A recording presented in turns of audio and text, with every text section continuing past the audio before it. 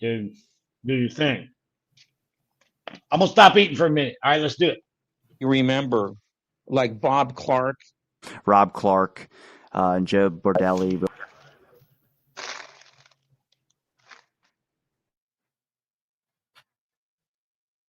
Oh, why isn't my Cajun guy playing? All right, debate these nuts.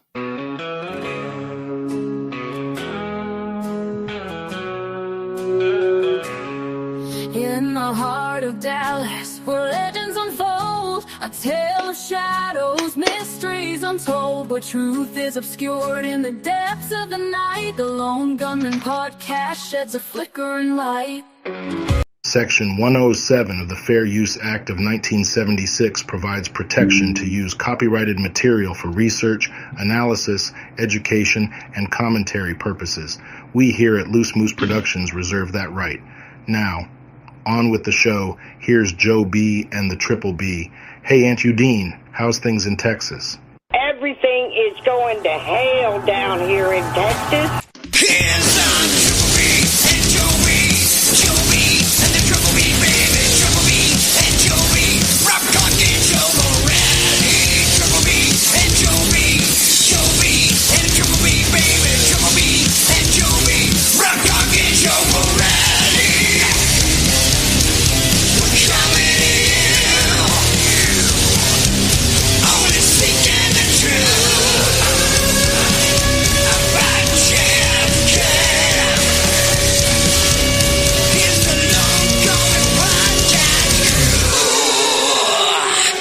And here we go.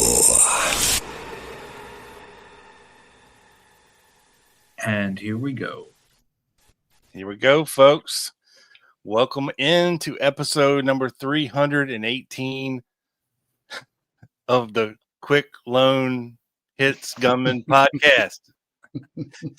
Along with me, as usual, is the bearded clam himself, Joe Borelli. Good evening, everyone. Fortunately, is not injured or intoxicated this evening. So, bravo, Yes. Joe. Bravo. Thank you, sir. Thank you, sir. It was hard to disdain from both of those things. But Yes. here we are. He may be high, but we'll get there. And along with we us, we have a special guest right off the rip, Mr. Doug Campbell of the Dallas Action and Quick Hits podcast that he does with old Bob Clark. Welcome, Doug. Hello, my friend. Thank you so much, gentlemen, for welcoming me to your fine broadcast. Rob, my partner, my homie. What's up, bro? Any chance that we get to do a show together, we're going to do it, brother. We're going to do it. That's right, man. Right. And we got the perfect setup right here to do this, you know. Man, it's awesome. It's awesome. It's good to see you. We didn't get to do the last quick hits like we wanted, but it's all my fault, but we'll get to it. It's just postponed a little bit, folks, but it'll come. I know Uncle Dave's all worried about you, and everybody's like, well, what's going on with Doug? What don't you pay attention to what the man's busy? He churned out a AARC episode exclusive to them that you can go check out on aarclibrary.org, I believe it is. Is that the right address, Doug? Yes, sir. aarclibrary.org. Yeah. That is the Assassination Archives and Research Center.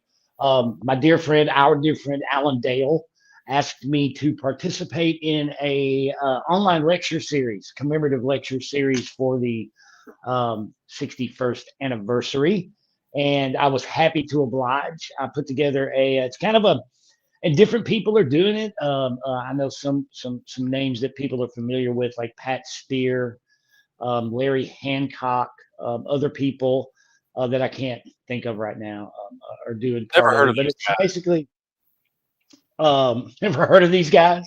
Never. But it's cool. It's a lecture series, audio recording, of a presentation accompanied by a written transcript of the thing. And it was pretty easy for me. That's pretty much what I do at the Dallas Action. So, excuse me. And what I wanted to do, what I had planned on doing was going back and repurposing an old episode of the Dallas action that I thought was worthy of repurposing and representing, right? And I picked one that had the same title essentially and some of the same characters, individuals involved mentioned, and I meant to repurpose it, but it turned into an entirely different presentation, like a totally different piece, which was fine. I think it's great. I enjoyed writing it, and turned out pretty good, I think. And thank you to Alan. But guys, you guys go to aarclibrary.org, and maybe our friends here, Joe and Rob, will put that link in the comments down here for you. But check it out. There's a lot of good work up there already. There's a link to the YouTube. It's on YouTube. You can listen and also like hit the button and read along. You know, some good work, and more stuff still going up. Actually, Alan's putting more and more stuff up there. And not that I'm biased or anything, but yours is my favorite. So, you know, so. Well, thank you for saying so, Mr. Clark, Big Bad Bob. I That's very enjoyed nice of you. subject matter and just the whole damn delivery of it. It's fantastic. So if you haven't checked it out yet, head over to aarclibrary.org. And yeah, we'll add the link into the description after the show. I forgot to put it in there. I had a lot of fun writing it, man. It, like I say, I thought it was going to be a repurposed, repackaged thing, but it turned into something different. And what I focused on was in late March, early April of '63, as a result of like a reaction to some off the books raids, right? Raids by Alpha 66, Commando Zell, the Kennedy administration, the Justice Department, President Kennedy, Robert Kennedy. They drew up a list of the autonomous anti-Castro operators that were causing the most headache, right? I guess. And there was a list of initially 18 individuals. Well, 4 or 5 of these individuals were later, through different circumstances, tied or connected to or alleged to have been involved in or alleged to have confessed to have been involved in the assassination. People like Tony Suesta, who he confessed knowledge, right? But he never actually confessed involvement. Tony Suesta, Felipe Vidal Santiago, Pedro Diaz-Lanz, and there was one more in there that I wrote. Who? Was it Lauren Hall? Or are you talking about it just anti-Castro Cubans? Yeah, anti-Castro Cubans who were on this list of, you know, Cuban exiles who were autonomous and getting private funding for raids, who were not official CIA. You know what I mean? Right. They were the troublemakers. They were the guys going out and doing these unsanctioned raids and doing things like sinking the Baku, that Soviet ship, and attack. There was an attack on one called the Lagov, I think in April, not April. It was earlier, like February maybe of '63, but just basically being a pain in President Kennedy's ass. You know, just going out there these guys starting a World War III down there doing some dumb shit. You know what I mean? So yeah. And oddly enough, some of these anti-Castro exiles were that were on this list that were shut down, and they had what they called a notice of prevention of departure, right? If they were listed as being a resident of Dade County, for example, and they got caught outside of Dade County, they could go to jail. You know, they were really, really intent on clamping down on these certain, you know, which, like I said, initially it was a list of 18 anti-Castro exiles who weren't necessarily under the control of CIA or even Army intelligence, you know, and one of those happened to be Felipe Vidal Santiago. And I included him because, as I said in the piece, I'm convinced of very little after all this time studying this stuff. I'm convinced of very, very few things. One of them is that Oswald was not guilty of the murder of the president. And there are a couple of other things. I'm convinced that a guy named John Martino was involved, and I am absolutely convinced that Felipe Vidal Santiago was involved and is the guy we know as dark complected man in Dealey Plaza. And he was one of these guys who were on this list of anti-Castro exiles shut down by the Kennedy Justice Department. And the point I was sort of making in this piece is that they had an incredible amount of motive, resentment.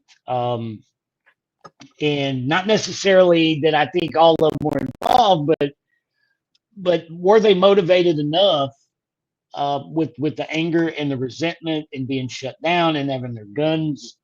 Well, sometimes that leads to revenge, That's what I'm saying, man. Dude, for real. That's kind of the point, is like, they're the most likely to go rogue in the sense that if someone higher up, like a rogue CIA officer, for example, or one or two, or a rogue Army intelligence officer were to offer them an opportunity to get that revenge, to take care of this problem they have with John Kennedy, right? If they were offered the opportunity to do so with cover, with support, these tactical guys, would they avail themselves of the opportunity? And most likely to go rogue. I think they had as much motive as anybody else to want to participate in an operation like that, So, and that's the only point. I'm not saying I've got it figured out and these are the guys and this is the guy, I'm just pointing it out, I guess. It's a great jumping off point for sure. So let's get into where you folks are at. I am not, but you folks are in Dallas this weekend. Lancer kicked off today. So Joe, how was your flight down, and how's your time been in Dallas so far, my friend?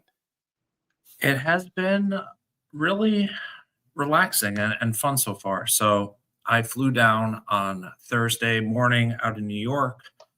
I had to put Ruby in the doggy daycare because my girlfriend wasn't thrilled about watching her 24/7 for 3 nights. So, there's that. And how cruel. I know. But you had to board her for 3 days. Yeah. We're in jail for 3 days. She has not been, Ruby has not been without me since I rescued her in about a little under 2 months. So, I got down here and got to give a shout out to Paula, who ended up not being a serial killer, and in fact, a sweet lady, and she was. What are the odds of 2 serial killers being in the same car? Yeah, exactly. Yeah. Exactly. Yeah, I'm definitely one. If not to myself, I'm a serial killer. But Applejacks don't stand a chance around you. No, they're fucked. So when I got here, I do what I always do, because I used to travel and do sales for a couple of beverage companies, and I would say, it's my first time here, right? And they kind of be like, oh, we gave you a room on the top floor and with a really good view. And Paula stayed with her friend last night in Dallas, and so Doug will back me up on this. This hotel is like a hotel built for conferences. Like, it has a whole inner thing of conference rooms, of offices you could rent, of stores that cater to the conference people. And she was on the inside and she didn't get as good of a view. And she goes, when you book using the senior rate. and it was just like a picture of like some boxes in a room. And it was a really funny comment. She sent that to me today. But yeah, no, it's been fun. And we've I met Trey. We were hanging out, and we met at Dealey Plaza, and then we were hanging out and sitting across from each other. And Linda as well. I don't know exactly how to pronounce her last name. It's like Zaccanini. You have to say it quickly. Linda. Okay. Giovanni Zambonini. Zambonini. Whoa! I hope it's right. You did it. Yeah. Yeah. Yeah. Joe's right about the hotel, guys. This place is snazzy, dude. It is it's an upgrade big time from where Lancer was last year. This place is nice rooms, great accommodations, the amenities, like Joe was saying. It's like a mall, dude. It's like an atrium mall. Yeah. Inside this thing. It's fantastic. I love it. Yeah. Maybe And Cabana. say that again? Who, what now? I said maybe next year they'll have it at the Cabana Motel. Let's hope not. If that's even still around. Well, you might have confused us because La Cabana is actually is actually the real name for Triscornia prison. It was attached to that. So, but it wasn't the hotel that Jack Ruby went to the night before the assassination, where Lawrence Myers was staying, and La Cabana. Yep. So I guess last night we went to Campese's with Gail Nix Jackson, with David Boylan, Doug, and myself, and we had a great time. The food was not a fan. It wasn't that great. But Joe's Italian, and he has high standards. It was. Let me tell you this. It was definitely food. Run of the mill, but really cool ambiance and vibe, and it's like super dark in there. It's like kind of red lights and kind of red velvet doors and everything. Yeah, dude, Rob, it's got that whole like Virgin hunting fish, like mafia social club type feel. The doors, dude, are bright red, like diamond tuck, like upholstery. The doors, like Ruby table in there where he used to sit. We were looking for it. We couldn't find it. Right, Doug? All you gotta do is ask somebody. Hey, where Jack Ruby used to sit in this motherfucker?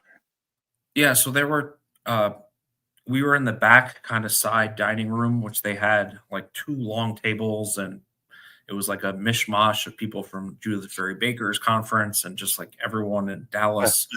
And there were all these pictures all over the wall, but there wasn't like a Jack Ruby table that I saw. The picture of like Jack Ruby above a table that you would think, that there would be, although I didn't like search every table.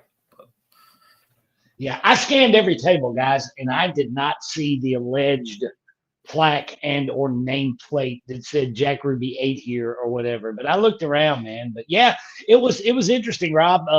Joe's right. There was a mixture. We had, by the time we had been served our food, the JFK historical group came in. And I looked up and saw Ed Tatro, and I immediately bowed my head and started eating pizza. I'm like, okay, he won't see me. He won't see me, And he didn't, as far as I know. So he didn't yell at me like he did. Like Joe doesn't know the story. Rob and I attended that conference in 2014, September 2014 in DC. And we walked in, and Tatro had heard a recent show I did. Basically, I don't remember Madeline Brown, right? Oh yeah. Or I don't believe Madeline Brown, kind of thing.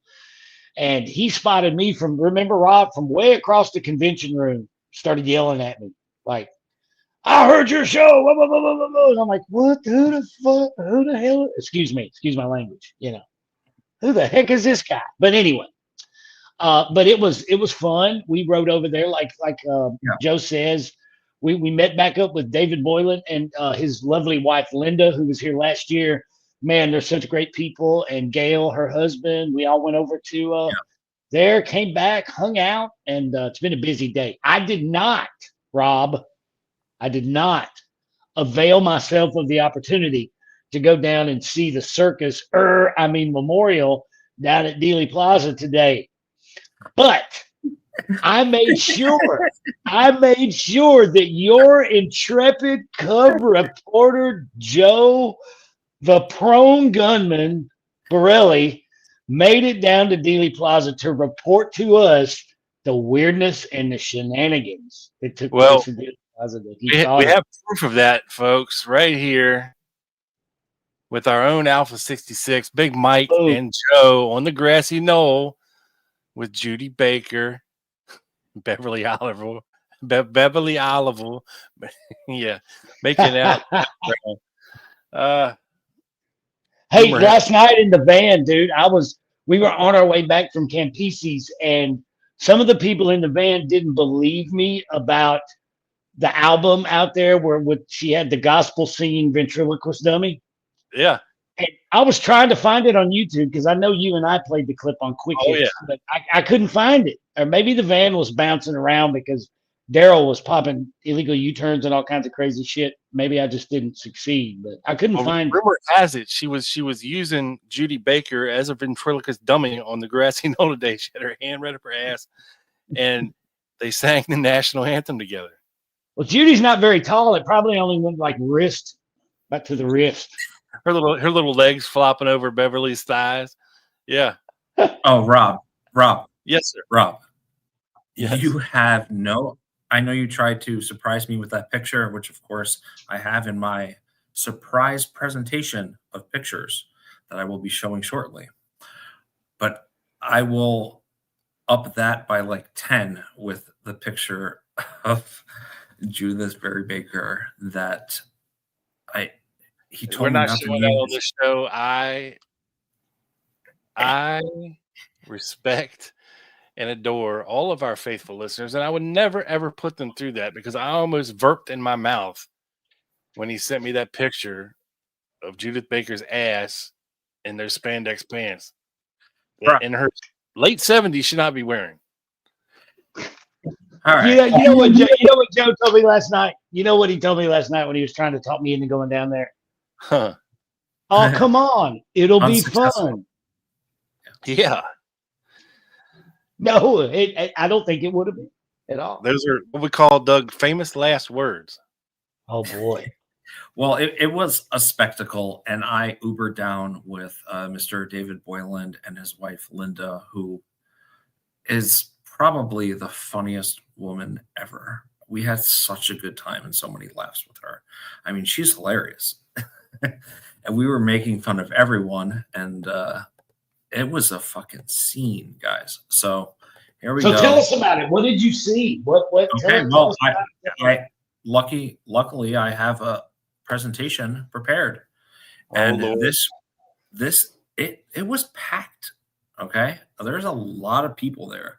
There's a lot of shit going on. You have Judith Berry Baker sitting down here, Robert Groden here, his wife passing out American flag tattoos. You have this lady here is wearing a JFK Jr. jersey, number 55. Oh, I don't think he was. Yeah, and there were a couple JFK ones, and Rob and I have joked about that in a few episodes recently. I take it he would have been 55 years old.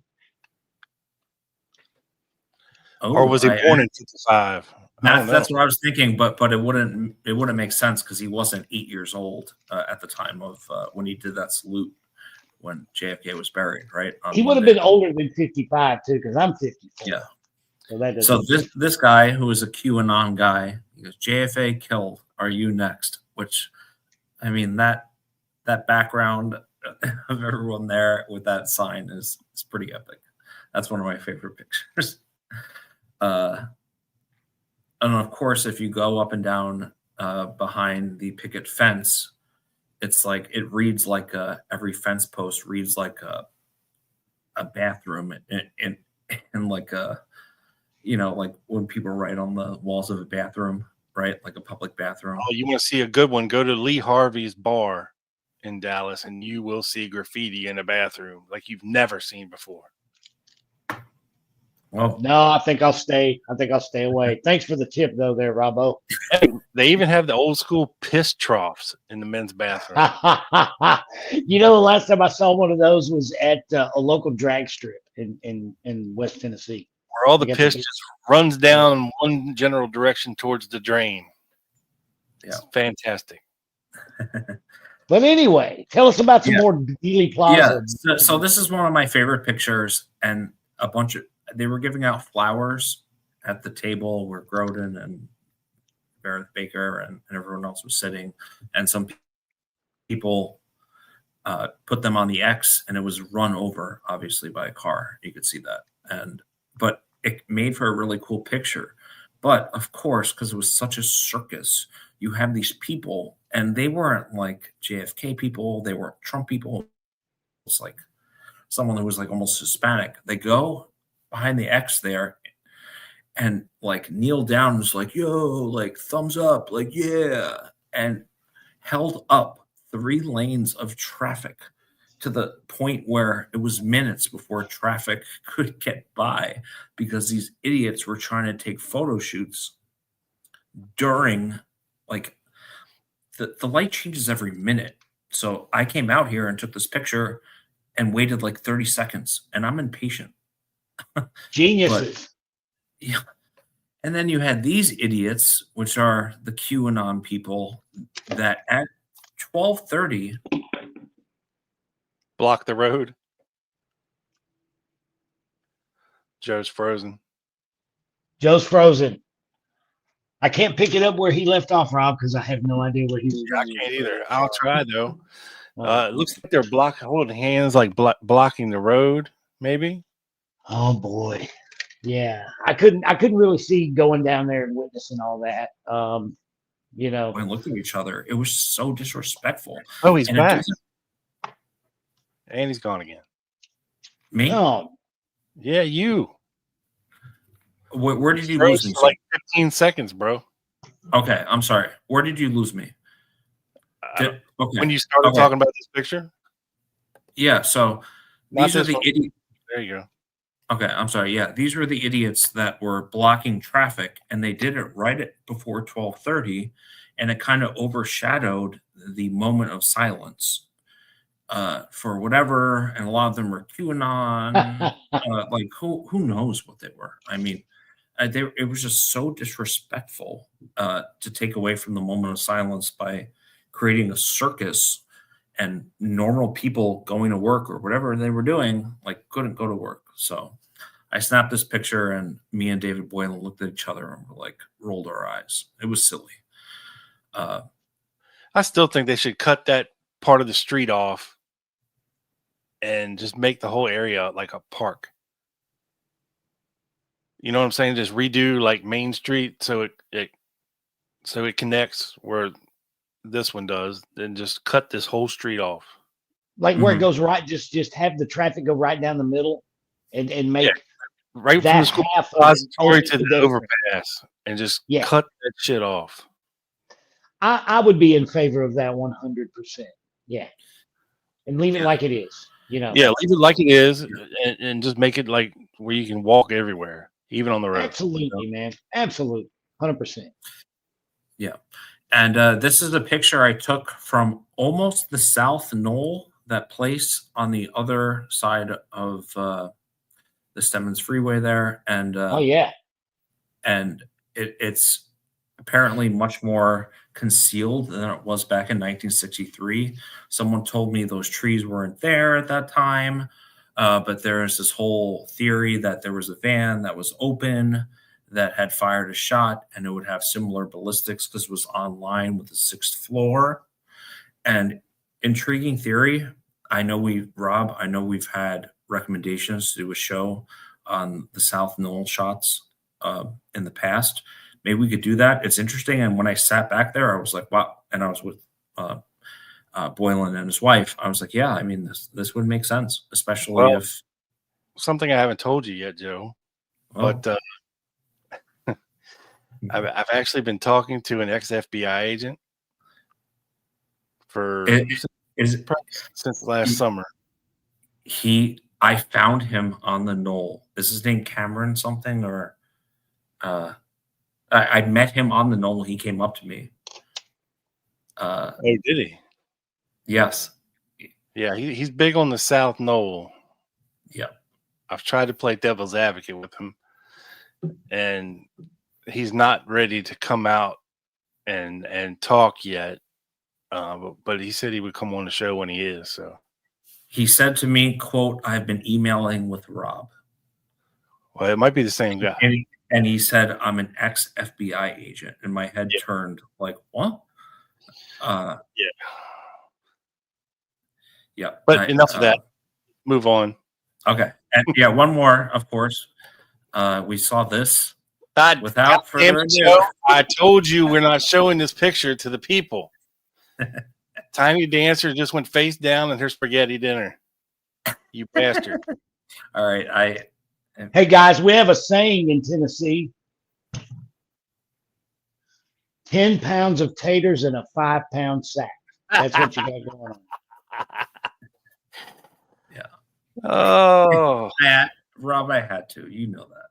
You teased it. Even I told you. Yeah.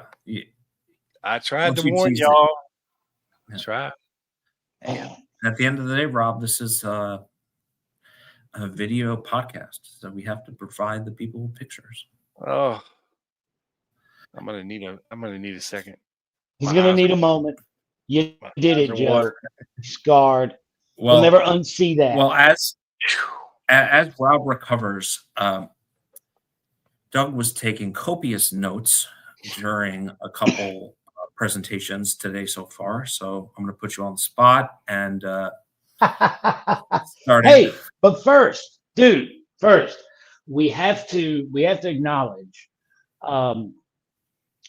next time listeners are in Dallas, Monday through Friday, you need to visit a place called Sloan's Eatery in downtown Dallas on Ross Avenue for breakfast. Joe can attest.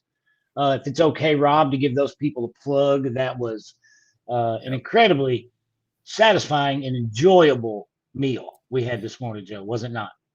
It was, sir. And I have to give you due credit because you did do your due diligence and research, and you found this nice breakfast spot that is only open on weekdays because it's like a conference center and kind of similar to what the Marriott is. And we went there and it was a great breakfast. We had eaten terribly the day before. And it was just the perfect way to start out the day and to deal with the circus that I had to later endure. And next time you go there, folks, tell them you heard about them here on the Lone Gunman podcast for a free coffee. Although, Doug, tell them about the one fault. Hey, just tell them, use code ZRMD. ZRMD. No, Doug, the napkins. For a free large black coffee, right, Rob? ZRMD. I hear you. Okay, good. As long as you do. Yeah. Loud and clear, sir. Loud and clear. But no, the one thing, dude, okay. You know I'm OCD about my shit, my clothes, and poor Joe had on this. Joe had on, he was dripped out, man. He's got these awesome black sweatpants on, man. He's got his black Adidas. He's got this black TLG hoodie, lint free.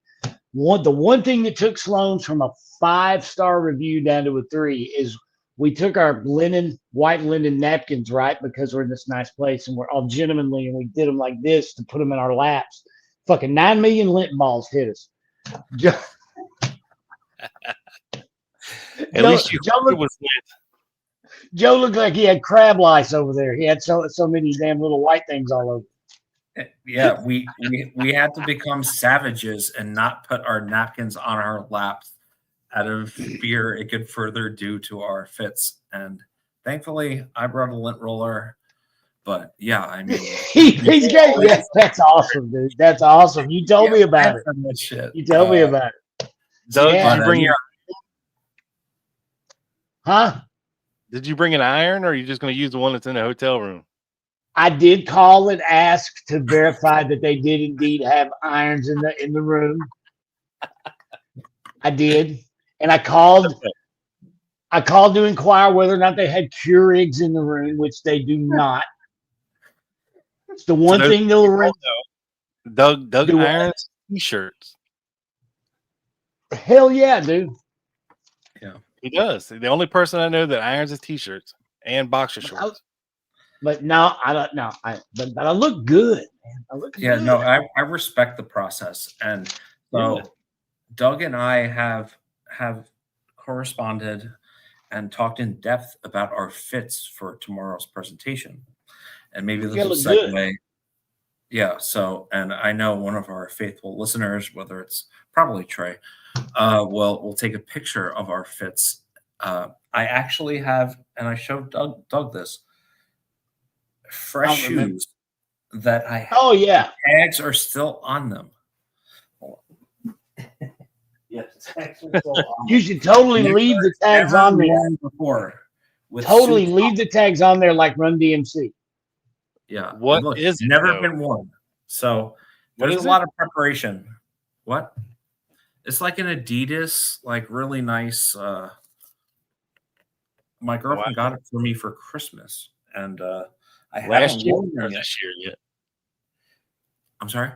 Did she get it for you Christmas last year, or is it an early present? No, actually, I'm sorry. It was my birthday present. I'm sorry. Oh, okay. Yeah, it's all over. So I haven't had the opportunity. I've been in the Catskills, so I brought them here to Exelon.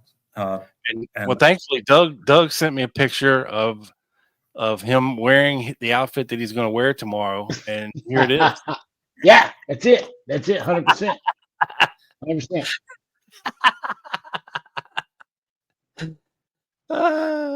Yeah, you're exactly right, man. You know, and when the president's supposed to crip walk off the stage, I told ninjas like that, cripping's where it's at, because that's where I'm at, and that's what I did. That's how I lived. Ask my relatives. Don't you? Hey, man, it's that song, dude. That you know, the Dog Pound song. My favorite color's blue. That one, yeah. Absolutely. I'm cripped out for tomorrow, dude. Totally cripped out. I know, Joe, you need to go scuff around the goddamn parking lot or something before you. Oh, no. No. I'm not going to allow him up there with me with scuffed tennis shoes, man. Yeah. I'm telling you, a month ago, he came to me and was like, okay, this is what I'm thinking for clothes. Doug has it. We got to look our freshest, you know? Yeah. Unlike me, you leave nothing to chance. And unlike Rob. Look, listen. If you only knew how bad Rob busted on that one dude for wearing Velcro sneakers, sweatpants, and a tweed jacket with elbow pads that one year, you know how important it is to look your best, because Rob's still busting on that guy for that. Well, funny story. So I'm looking through Facebook today, right? And, you know, I see some pictures Doug posted, and of course, Joe didn't post anything as usual. But I see Mike's stuff he posted up, and I come across a video where Matt Dowdett was live from 10th and Patton, right? And of course, today is February 22nd, and he was interviewing this dude who was there. I guess, you know, he does a little meetup at 10th and Patton every year. But as far as I know on this video, this dude's the only guy that showed up. And he's interviewing this guy, and this guy's a lone nutter. And he's asking him what he think happened. Did Oswald shoot Tippett? And this guy, he's wearing, Doug, you know what he's wearing? A tube top and a hockey mask. Close. A Wu-Tang hoodie. No, he's wearing. What the hell? He's wearing cuffed jorts.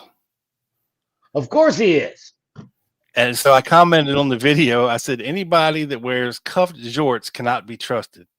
Now, was he wearing white New Balance cross trainers with a blue end? I don't know. The video didn't go down that far, thankfully. Now, if he was, there's a 100% chance he either drives a Corvette or he drives something that has been LS swapped. Well, something's definitely going on. And then another learner chimed in and proceeded to insult me from the one show that he's watched that I did, that he thinks I'm an idiot and don't know what I'm talking about. Oh, Yeah. And I said, well, that's fine, because I've never watched your debates with Matt Dowdett. So we're even, because I have no desire to hear I don't know the name, but I think I remember. Wasn't there a thing going around a couple of years ago? Some guy, it was like 7-8 debates with Matt Dowdett that were going around or something. The same guy, Bill Brown. Yeah, some lone nutter. Sounds familiar, but yeah. But yeah, man.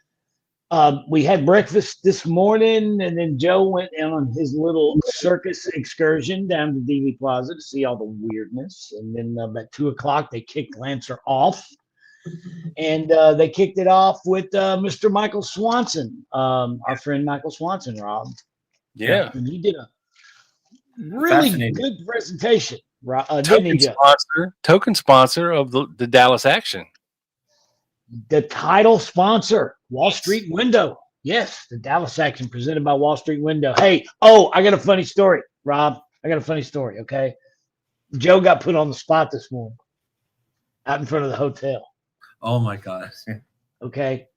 So I'm waiting on Joe to come down so we can go to breakfast.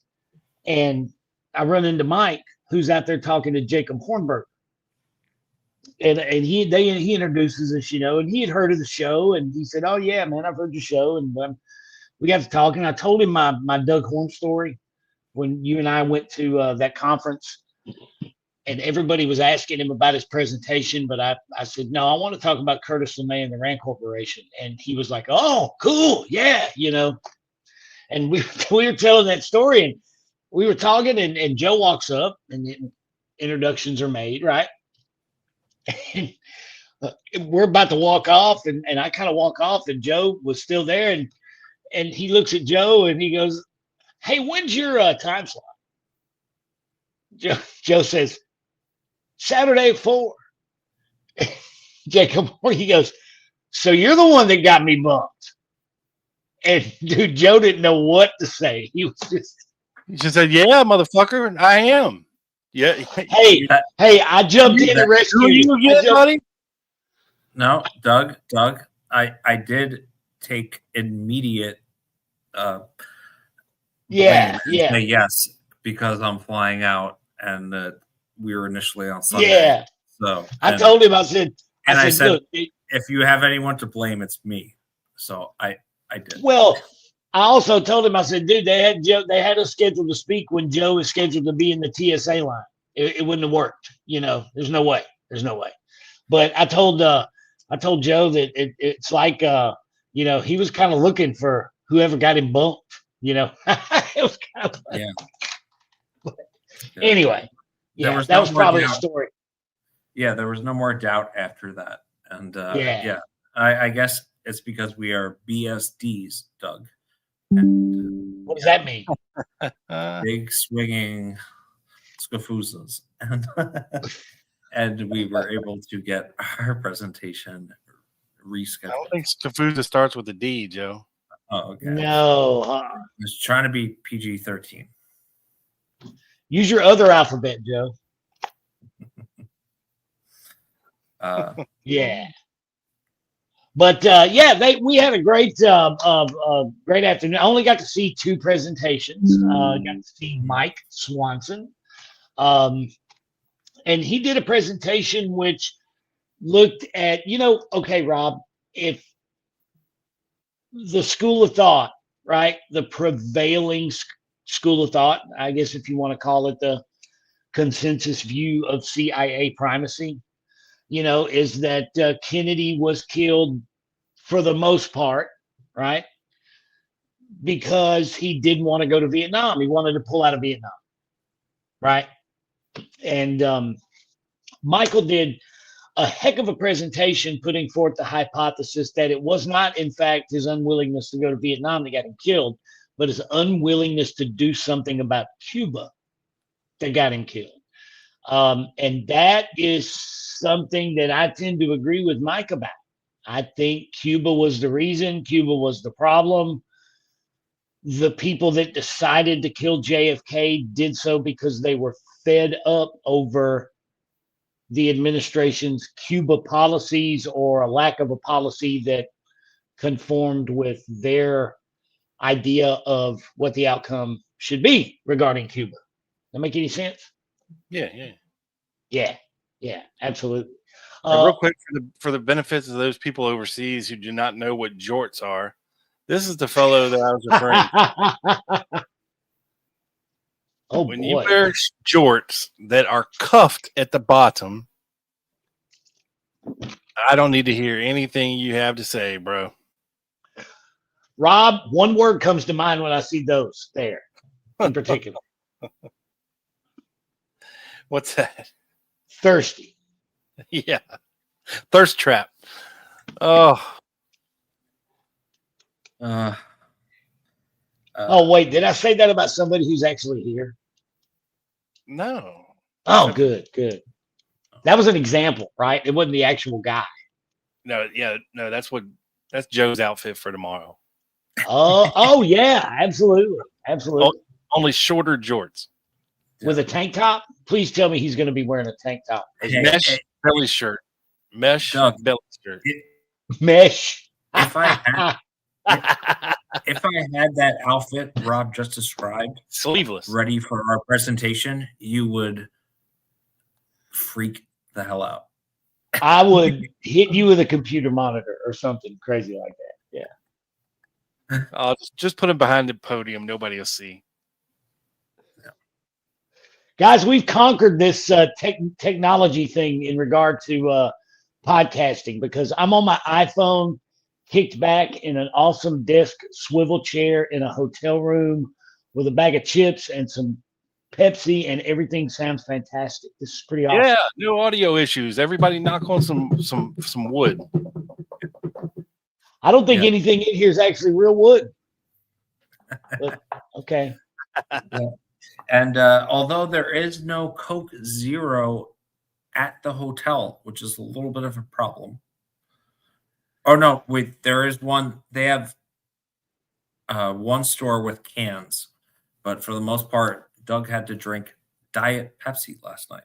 I can't believe it. Now, let me say this. I think they have reformulated the Diet Pepsi because it doesn't taste horrible. It's actually pretty good. I'm kind of digging it. So I'll be okay this weekend. Yeah. Pepsi Zero Sugar or Diet Pepsi? This says Diet Pepsi on the label, man, and it doesn't taste horrendous. It tastes pretty damn good, actually. Might have a convert here, folks. No. As soon as I can get my Coke Zero, I will be back. Good. We won't have to change our quick hit sponsor then. Okay. I know. Yeah. No, I did ask Doug. I said, "How do you feel about Coke Zero in a can?" He's like, "Oh, it's fine. It's more than that." So yeah, I buy 2 15 packs of the cans per week. So yeah, I'm good. Thanks, Roger. That's our music man, Lee Henry Oswald, checking in. Oh, what up, Roger? Yes. What's going on? Yeah, and Doug, to follow up on your point about Swanson, to finish that off in his presentation, he talked about how JFK and Cuba, of course, was probably the goal of the plotters, but it ended up morphing into a Vietnam conflict. But it wasn't until months after that the Vietnam conflict even kind of came into the documents, and not as the JFK movie portrayed it. It wasn't like 72 hours after where this right, yeah. And I thought that was really interesting. So I thought it was interesting too. I thought there was one quote. He noted some memos and some conversations between Johnson and Moyers that kind of go against the grain of what we think to be the norm. One example was that, asking how it was going, in Southeast Asia. On November 23rd, there was a National Security Council memo where Henry Cabot Lodge and John McCone, who was the CIA director, that they're telling LBJ that everything's going fantastically, right? And like right after the meeting, he goes outside and tells Bill Moyers that both of those guys were very pessimistic and said that everything was going to hell in a handbasket. So like one after the other, and it's interesting, and that's just an example of like some of the contradictions that Mike got into about a few things. And one really interesting thing, you remember, Joe, he says that and I made a note of it here because, and I'd love to get the document from him and actually read it, but on December 29th, Johnson invited McCone down to his ranch, and he told McCone that he didn't think that the DCI, the Director of Central Intelligence, should be a cloak and dagger kind of guy. And he told him that he was no longer interested in a cloak and dagger Director of Central Intelligence. He wanted an advisor. Yeah. Translation. Kiss yeah. the Not. ring. And that not a spy master DCI. That's not what he was interested in. No. And I'd never read that before. I'd never heard that before. I thought that was interesting. And neither have I, and I never like attributed like McCone to being some cloak and dagger type of guy, right? Of course, you have the allegations that one of RFK's first calls was to McCone saying, "Was your people behind this?" Right? I've never really looked into it that enough to make like a definitive statement on it, but it does make sense when you think of and LBJ, if you know about how LBJ kind of ran roughshod over his advisors, or he wants someone loyal to him, and if you're not, like, get out of here, kiss the ring, or move on. I think was the general kind of vibe there. Another interesting quote, Joe, that Michael pointed out, Lyndon Johnson to Bill Moyers on that same day, November 23rd of 63, was that, and this is also, it didn't really jive with how you think of the Kennedy administration, right? But according to what LBJ is telling Moyers, they're the war hawks in this situation when it comes to Southeast Asia. He told them, and this was a quote, I wrote it down, that he's going to give this crowd everything they want to make them go away in Southeast Asia. Like whatever they want, they can have, and that was Mike's point, that the withdrawal plan was really a McNamara plan, not so much a Kennedy plan, that Kennedy wasn't maybe as hands-on as far as all that stuff goes as we might think, in reality and he's, of course, he's talking about new document releases too, that kind of thing. It's interesting. And another thing he pointed out is that from December 29th, or wait, let me make sure I've got this right. There was a certain date. Here we go. That talking about how, like, okay, wait a minute. You go ahead, Joe. I need to look through here and find the point I wanted to make. I'm sorry I got lost. Go ahead. Pick it up, guys. No, it's okay. Momo would be cussing me out if he were here, like through the glass. Right. Thank you, Paul. Appreciate it, brother. Do we the planned sniper locations for the LBJ Ranch? Just kidding. Yeah, you better be kidding, Paul. Yeah. One of them was in the chicken coop. We know that. The other one was really down by the lake, right? Yeah. Mac Wallace with a Ruger in the grain silo, Rob. Oh, yeah. Yeah. Forgot about him. Yeah. Okay. So are you guys getting questions down there? Unfortunately, I can't read the comments that pop up. Yeah, we got we get all kinds of stuff. We've been popping them up here and there. Maybe if I do this, I can see better. There we go. There we go. But Mike, of course, Mike backed up his hypothetical, his speculative point with documentation, as he always does. So that was very enjoyable. I was, of course, Mike has been, like Rob said, he's been the title sponsor to the Dallas action since like 2016, I guess, Wall Street Window. And great guy. And I missed his presentation last year, had to fly out. So I was grateful to be able to be there this year and to check it out. It was awesome. I just realized that I totally made a typo on my name on the screen there. That says DIUG. Wonder if I can change that without backing out of the thing, because I look like a complete dolt. But it's okay. We've already had a few jokes about it. So okay. Well, in my defense, I had barbecue sauce all over my hands when I was trying to type that in.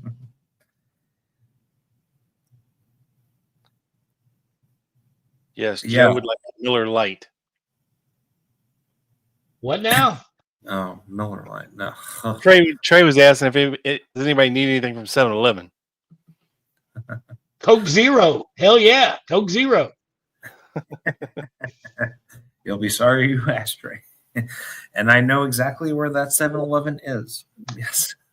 I want to thank Gail Nix Jackson publicly.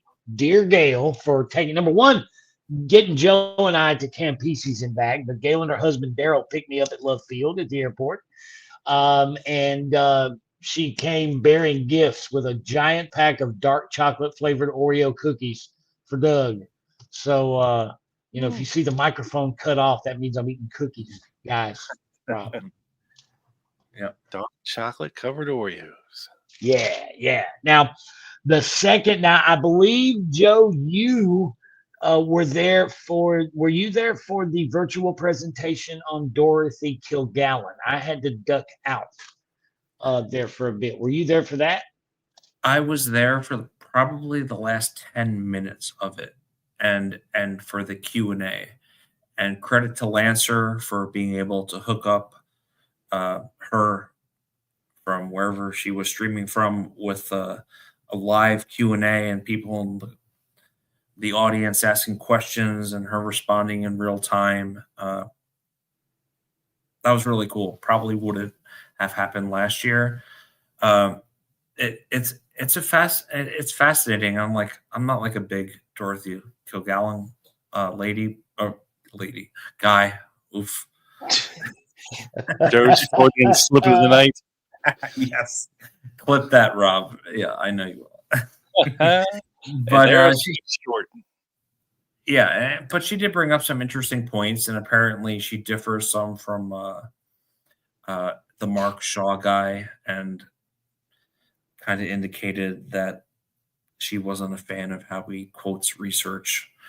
But I didn't have the full context, so I don't really know. But Bill Simpich was asking some good questions. Actually, you can check her out on Out of the Blank.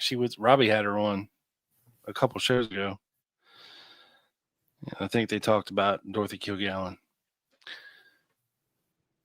And let's see, Sal asked me something real quick. Alan Sweat, you mentioned on the last show, you said you hadn't. Now, I've heard of Alan Sweat. I don't think that Carmine or Joe had heard of Alan Sweat. I knew he was a cop, but let's check that out. I have never heard of Alan Sweat. Who is Alan Sweat, guys? He was a Dallas cop. We were talking about people that were arrested in Dealey Plaza, and supposedly somebody brought. It was described as a younger kid up to Detective Alan Sweat, who was out in front of the school book depository, and said, "This is the boy that shot the president." And I think it was misquoted. I think it was somebody bringing Amos Ewins up to the Dallas police, and and saying this boy saw who killed the president. We were talking about it was a old 1968 article. I just think it was misquoted. But yeah. Hey Rob, I think I fixed my thing down there where my name is, man. Does that look better? Yes, you're no longer D-Lug. That is a plus. That's a positive. That's I just thought that was the hood name, you were using tonight. Doug likes to use his rap names every once in a while. Yeah. There's one that we use on that I use on Quick Hits sometimes that even I don't have the balls to type in here for the Lone Gunman on YouTube. And now, not even I wish to alienate people to that degree, right? I hear you, brother. I hear you. Now, since Joe stepped away, I am back, sir. Okay. Yeah, there's Joe. There he is, right there. I was able to see Brian Edwards and his presentation on the book Admitted Assassin on Roscoe White, which now admittedly, and I've told Joe this since we've been here, I don't have a PhD in Roscoe White. I learned some things tonight with Brian and his presentation. It was very enjoyable. I learned a few things. The steel canister was fascinating to me, Joe. What about you?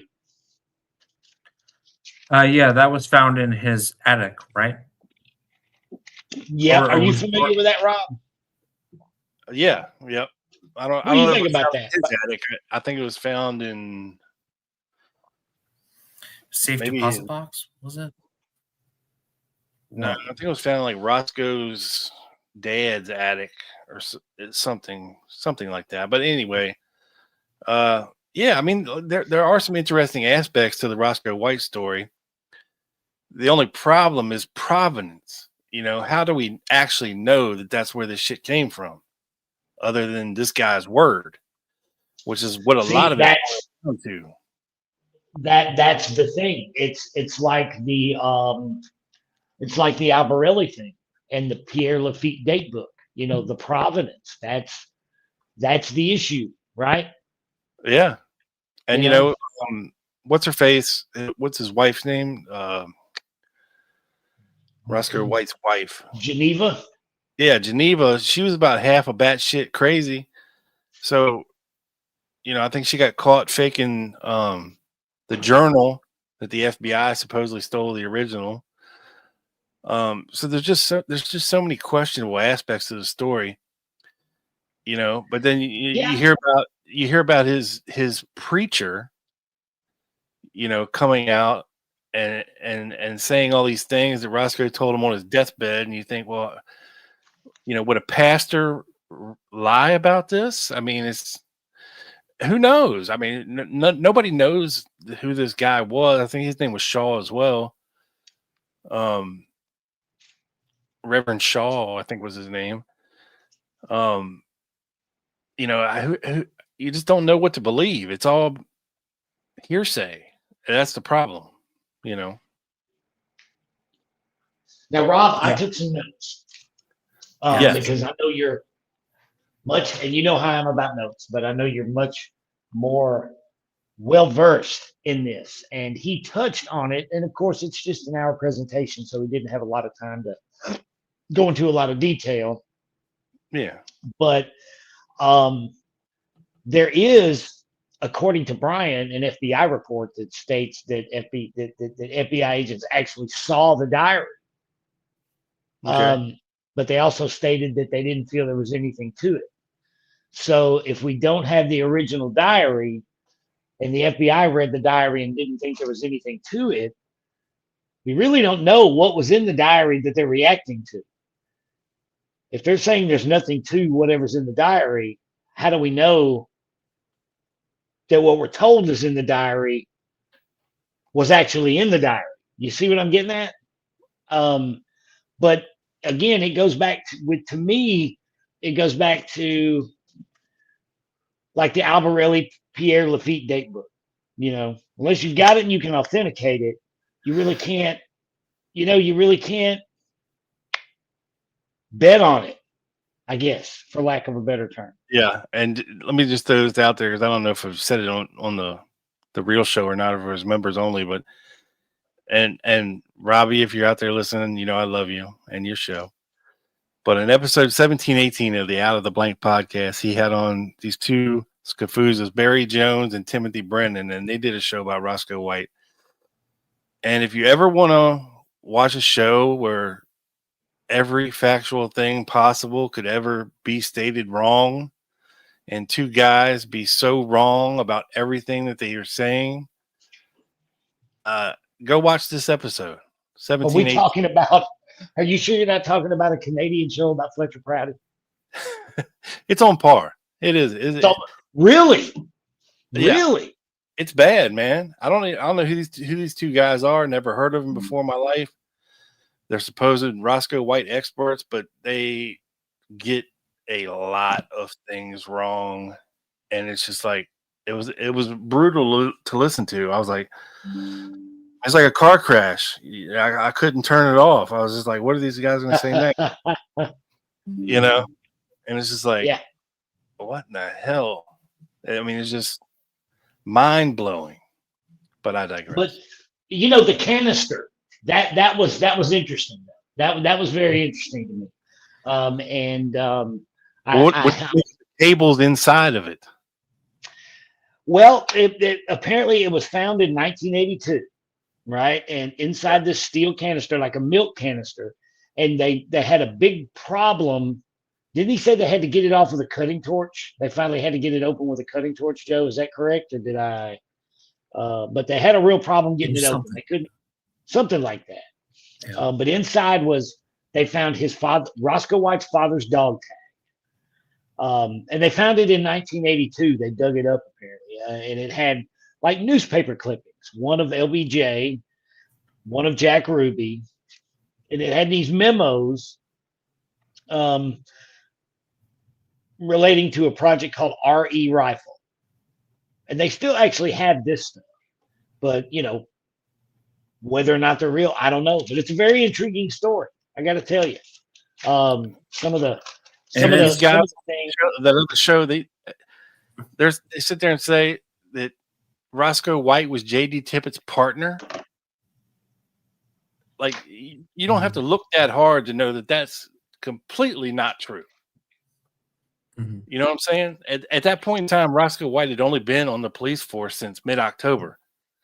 He was on like a training and probation until like January. Well, yeah, he hadn't even been through the academy. And Brian Edwards made this point. He made a point to combat some of the misinformation. He made a mention that Bobby Hargis, Bobby Hargis was a cop, right? A motorcycle cop, is that correct? Yeah. He made a reference to Bobby Hargis saying that he had seen Roscoe White. He had ID'd him in uniform on the grassy knoll that day in an interview.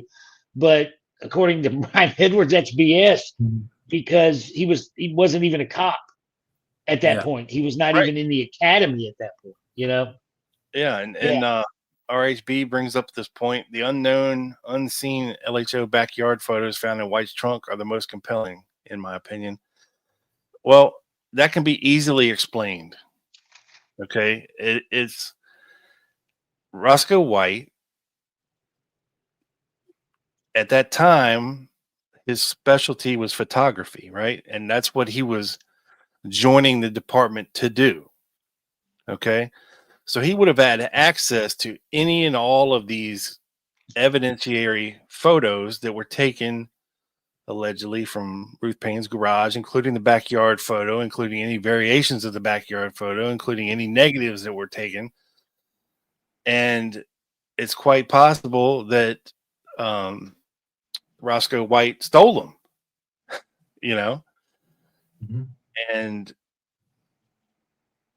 anybody could have seen, if you're smart, the potential worth of these photos of the presidential assassin, right?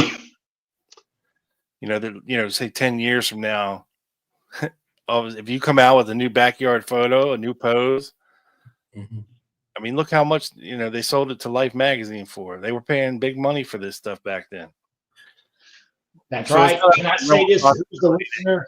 stolen RHB? Was that DPD, the listener RHB or RHP? RHB.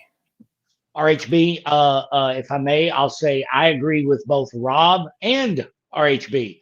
I think those backyard photographs are very intriguing, very compelling, and I agree with him that him or her, I don't want to presume, that they are the most compelling thing about it. But I also agree with Rob.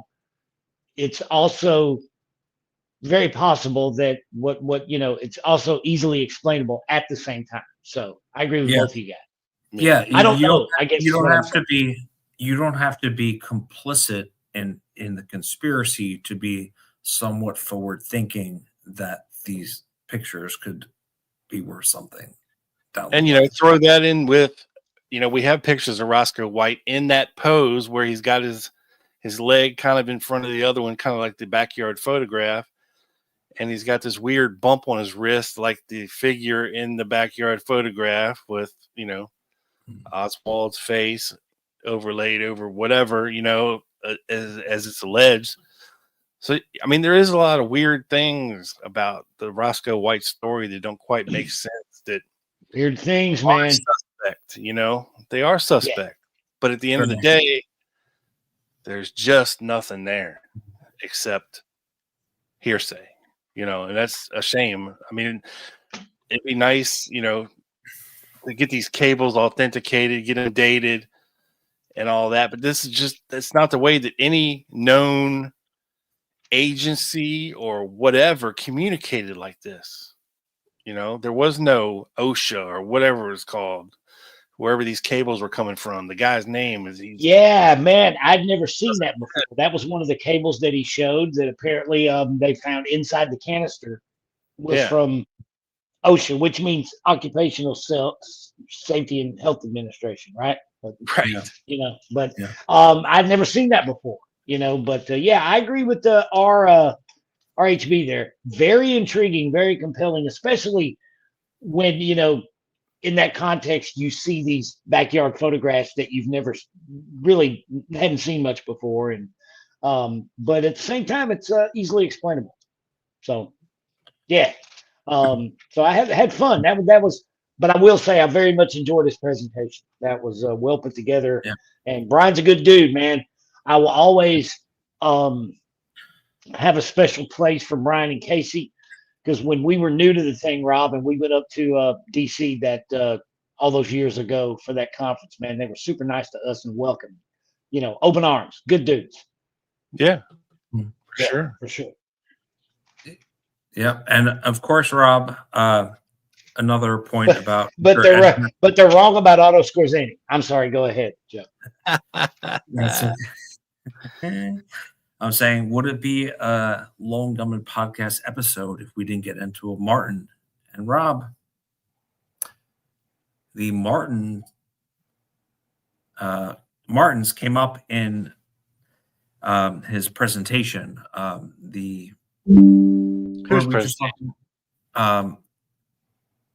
are we just talking about, Rob? Doug? Who? Casey Quinlan or? No, before that. Brian Edwards. Oh, Brian Edwards. Yeah. So he talked about the Six Flags Inn and talked about some I think he was a fire chief. I don't know if you wrote this down, Doug, that allegedly gave Mike Howard, the Secret Service agent, a tip to bring Marina and Marguerite to the Six Flags Inn. And I had not heard of this before, and I plan on asking him when I see him, hopefully tomorrow. But I'm not seeing it in my notes, Joe. Then we found something to the contrary. Right, because we had thought James Herbert Martin reached out in terms of the the Fort Worth Sure, we got documents to back that up too. Yes, we do in our Dropbox. But he had talked about how someone had told Mike Howard to bring Marina and her there because it would be a great place to kind of Don't spread lies. Don't spread lies. sequester them. No, I wrote this down and sequester. So I plan on talking about that, but that was the only Martin thing that I relevant to the conversation presentation we just talked about. Real quick before we move on too far, Sure. I just want to show everybody what we're looking at here when it comes to the whole bump on the wrist thing with Roscoe White. And like I said, Sally said she don't buy it. I don't either. It's kind of an odd angle. I mean, a lot of people have a pronounced wrist bone kind of deal going on. So I don't think that's conclusive very much. Yeah, that's not really convincing. Now, me this picture, though, so much. From an old cover of our episode 282, Joe, when we talked about Roscoe White and the alleged assassin book, down here at the bottom, the stance. This is Roscoe White all the way on the right, standing on a beach in this weird pose where, his hips are cocked one way and he's got one leg in front of the other. That's a little suspect. People don't normally stand like that. But again, photographs are a split second in time. This could easily be explained away as, just a micro movement, caught on film in an instant. You know what I mean? Right. Yeah. There's no conclusiveness that this is a pose. If that's, you know what I'm saying? Or if this is, we just don't know what we're looking at when it comes to things like this. And it could just be a coincidence, but it's awfully similar. Conspiracies. The best conspiracies come from incidences of coincidences, folks. Yeah.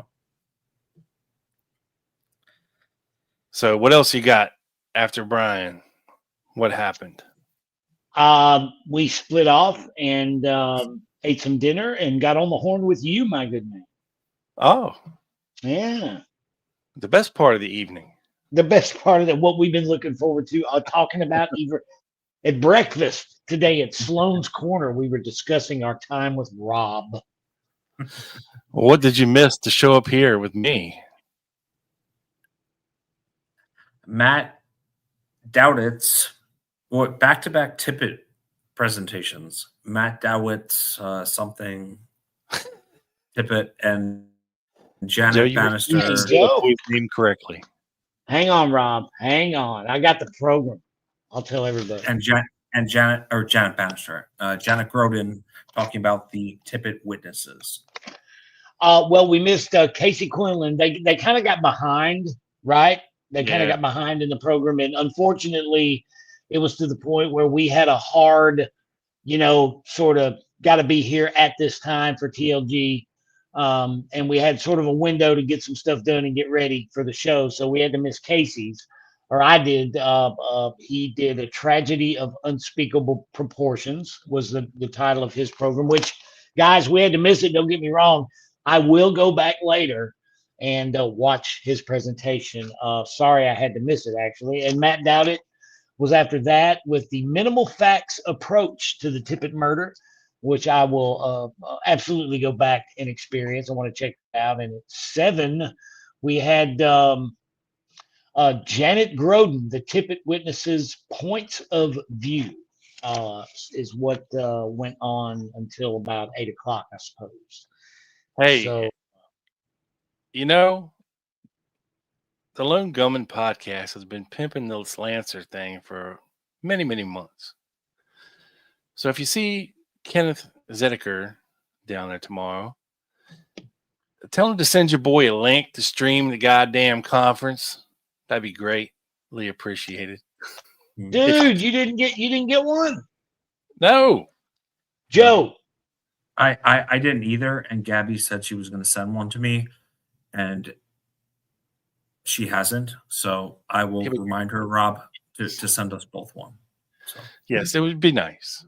I did get one. I'm Hey, nice and check your gracious. email again, Joe. Check your spam folder also, but check your email again for about 1 a.m. I did. She told me. Oh, She said okay. I sent it in the middle of the night, and I did exactly do that, and it was not Okay, there. cool. Yeah, maybe that's because Rob and I share a email address in a sense. Well, I can tell you, I didn't get one. No. I don't think we did, Rob. I will make sure of it. Thank you. Yeah, I got one, and I'm here.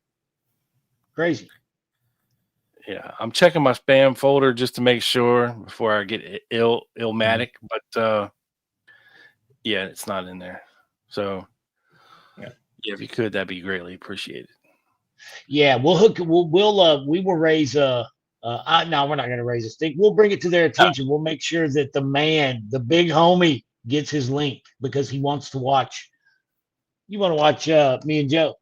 I do. Right? Oh, hey, look, Rob. By the way, we were riding in the van back from Campeche last night. Joe was telling me about the cool names that you guys came up with for the different levels of like supporters. Like, there's Super Spy and Catwoman, and then what's the other one? And then Spooks, covert operators, and super spies. Right. And Yeah. I came up with, if I ever did that, I know what mine would be. What's that? From bottom to top, it would be Busters, Homies, Yeah. Big Homies, Yeah. Top of the Heat, Rob, Shot Yeah. Callers. I like it. That's I what like I would do. That's what I would do. But like then it. I told him, Rob, you then have to come up with 4 different tiers of perks. Yeah, that's the thing. And then I'm waiting. No, that'll never happen because then I would have to work.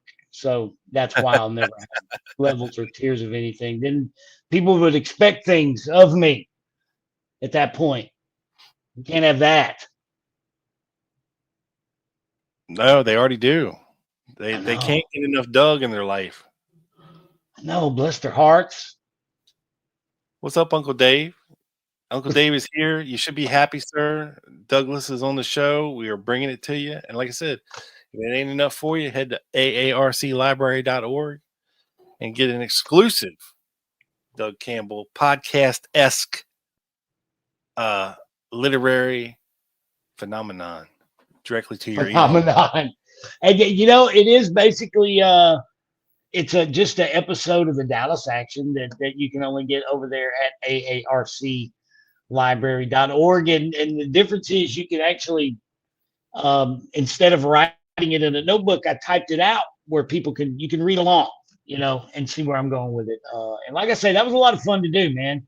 And thank you to Alan Dale and Jim Lassar and everybody over at AARC, the Assassination Archive and Research Center, for inviting me to participate. I put a lot of work into that. A lot of backing up and editing and grammatical things, Rob. A lot of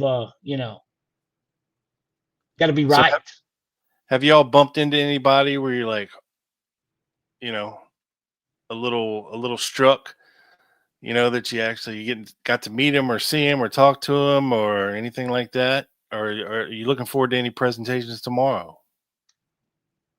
Aside from you.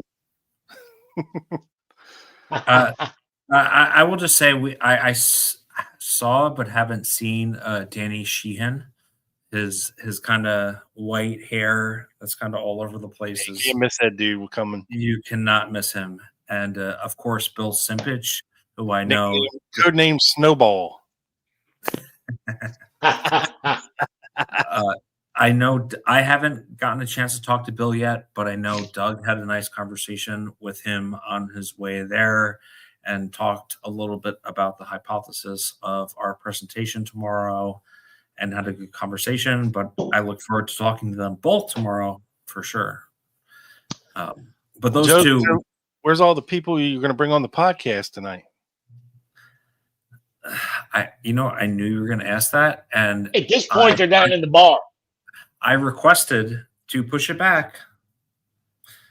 But You had all motherfucking day today. You had all day yesterday. well, listen, it's hard to say, hey, do you want to leave the conference you're presenting at to come sit in a hotel room with me? And You could have brought a listener. Anybody. It's a party. I mentioned it to Trey, but I haven't been back to the conference hall in like an hour and a half. But it was just I didn't want to take anyone away from Lancer. You know, it's not I'm disappointed where in I'm you. coming in.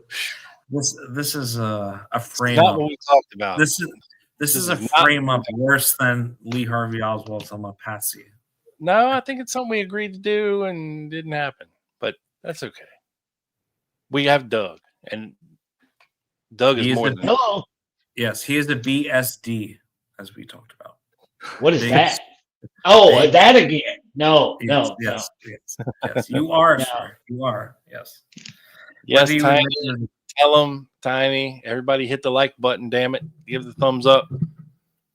Hey, Rob, I was surprised at one point last night. I wouldn't call it starstruck, but I was not expecting to see our old friend, Douglas Horn, walk into Campeses. Oh, yeah. Yeah. Of course, you and I got to know him. Do what? Did you yell at him? Say, hey, Doug, what's up? I did. I did holler at him. Yeah. I did talk to him for just a second. You know, like, hey, buddy, it's good to see you. But yeah, man, you and I, we were like that first conference. I remember somebody was passing out Cuban cigars, and we were like 12:30 at night. You and I, like downstairs outside on the sidewalk, like smoking Cuban cigars with Doug Horn. That was cigars. But it was really cool seeing him. You know, that was a real. That was a treat for me seeing him. It was a treat for us to meet him the first time 10 years ago. 10 years ago this past September. I remember I love that story. I love telling the story because I surprised him that night because I was going to interview him for the show. And I think you and I, were you there with me when the newspaper guy was interviewing him before I did? We were kind of sitting there waiting on him to get done. It was a guy from a local newspaper or something.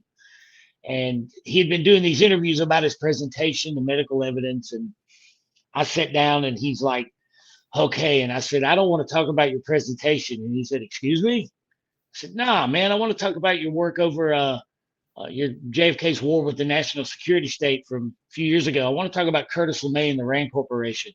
And he looked surprised and he went, okay. And he smiled and he's like, all right, this will be fun. And we had a lot of fun, man. That was a good conversation. First time I ever interviewed anybody for the podcast was that day. He was the guy. Well, dude, I still have in my Dropbox 10-year-old Doug Horn interview outtakes where he cusses up a fucking storm because he was pissed because the fucking kitchen workers were making so much noise. You remember that? And was this while I was talking to him? I think it was while we were talking to him. I know I was there because I recorded it. Holy moly. You know what? I had completely, now it's like coming through the haze, dude. Like, he stopped and he was like, can y'all make a little more fucking noise? I think you're right. I think I do remember that. Yeah, I still have that. Did I just block that out or something? Like, Probably. Because I mean, there's a lot to block out from that weekend, but I'm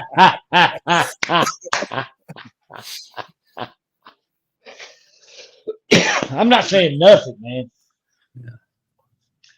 You remember the two spooks from Costa Rica? No. Remember one? What do you do? I own an offshore gambling website. Oh, really? What do you do? I own a golf course. Yes. Yeah. Both of them wearing 13-year-old Walmart shorts. Yep. You know? Yeah. Yeah. Yeah, that was crazy, dude. That was crazy. That wasn't sus at all. Hang on, Doug. We have a question. We have a request, Doug. If you may indulge, Uncle Dave. Hey, Uncle Dave. He would like to hear you call Warren DeBreeze a douchebag, please, in your best Doug accent.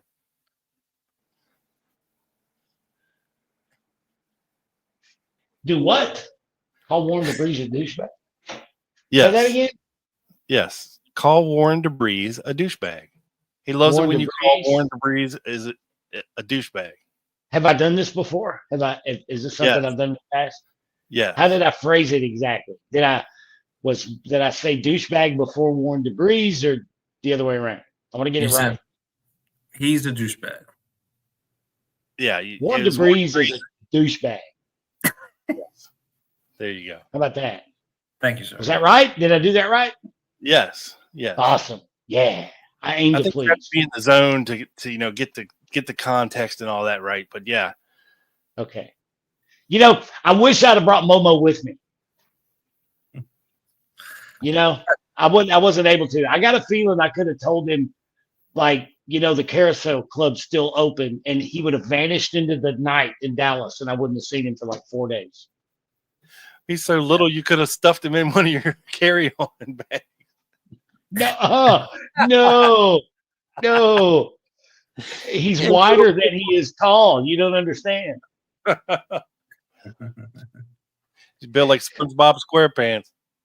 Dude, he's shaped like he's like a pear with tattoos. It's the craziest thing. I mean, for real.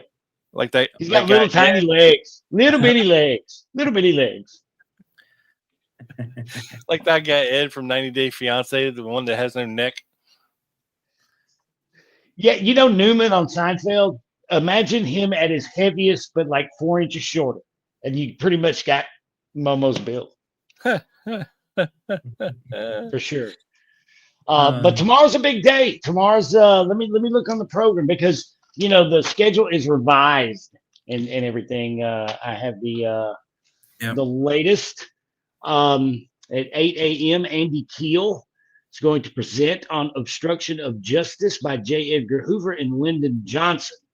Then Dirty Dick Russell, revelations from the new JFK files and the Rob Reiner Soledad O'Brien podcast series. His own research. Now, I happen to be a big fan of Soledad O'Brien. Let me just say that. So I will be paying close. Well, she's not actually going to be there, so I may be getting coffee. No, I'm just playing. I'll be checking out Dirty Dick Russell at 9 a.m. On his own research. What else we got? Jacob Hornberger. I will definitely be watching, paying attention to this one, the JFK assassination and other Cold War regime change operations. Should be interesting. From the Future of Freedom Foundation. Rob, is that correct? Something like that. I believe that's correct. Yeah. Will O'Halloran at 11 a.m., the Parkland Doctors and Nurses. Bob Nelson on the Don Reynolds story. I'm not familiar with the Don Reynolds story, Rob. Who's Don Reynolds? Couldn't tell you. Couldn't tell you. Warren Reynolds. Huh? I know Warren Reynolds, but I don't know Don Reynolds, unless it was Warren Reynolds' brother. I don't know. General Walker's masseuse, this guy, Warren Reynolds, right? Or something like that. Yeah. And then, of course, you got Paul Blow, our dear friend David Boylan, and Jeff Meek. They're going to do an hour-and-a-half presentation on that survey of researchers that went around back earlier this year via email. Hey, Doug, I found a picture of Momo. Dude, that's close, man. That's close. That's not him, but you're getting, yeah. He won't let me take his picture, though. That's very close to Momo, for sure. Same body type, 100%. Yeah. And then Carmine, who may or may not have been your guest Wednesday night. I'm not exactly sure which one. He's doing a presentation at 2:30. Virtual presentation, The Modern Age of Political Rage, whatever that may entail. I can't wait to see that. Gail Nix Jackson is going to do a presentation along with a tribute to her late friend Chris Scally. And then at 4 p.m., two yahoos, I don't know who the hell they are. They're going to talk about things or something that's going on there. I don't know. That's probably going to be a train wreck, whatever's going on there. I don't know. Right before Bill Simpich.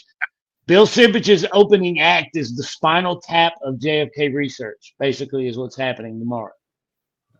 Yes, and Doug, in the words of Little Carmine, whatever happened there. Yeah, whatever happened there. Yeah. It's maybe some things you found on the internet as well, right? Yeah, stuff we found on the internet with Doug and Joe tomorrow.